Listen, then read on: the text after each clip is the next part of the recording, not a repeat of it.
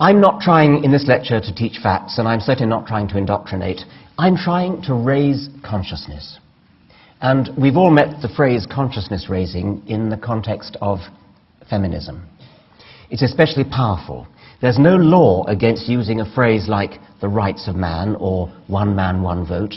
Yet because we've all had our consciousness raised by feminists, most of us feel kind of uneasy when we hear people use a phrase like one man, one vote. And even those who still use man in that sort of sentence do so with their consciousness raised. They know what they're doing. They're taking a stand for traditional language, perhaps, or trying deliberately to rile feminists. But everybody, on one side or the other, has had their feminist consciousness raised. And I want to raise our consciousness about some unconscious assumptions we all make about religion. Let me try a little experiment on you.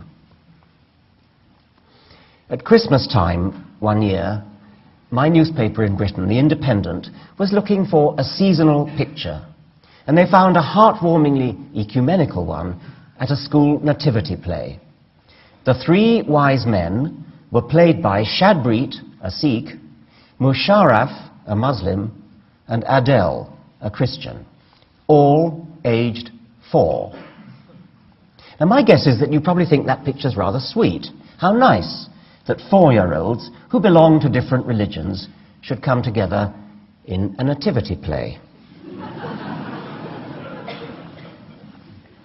And I suppose the caption said this: Shadbreet, a socialist, Musharraf, a conservative, and Adele, a liberal, all aged 4. Shadbreet, an atheist, Musharraf, an agnostic, and Adele, a secular humanist, all aged 4.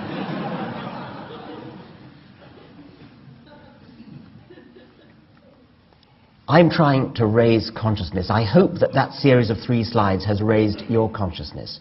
I hope that every time from now on you hear anybody talking about, say, a Catholic child, or a Protestant child, or a Muslim child, you will protest. You will say, you wouldn't talk about a postmodernist child, or a Keynesian child, or a Hayekian monetarist child. There is no such thing as a Catholic child. There's only a child of Catholic parents. There's no such thing as a Protestant child. Only a child of Protestant parents. There's no such thing as a Muslim child. Only a child of Muslim parents. I repeat these slogans over and over again, probably too often. Too often?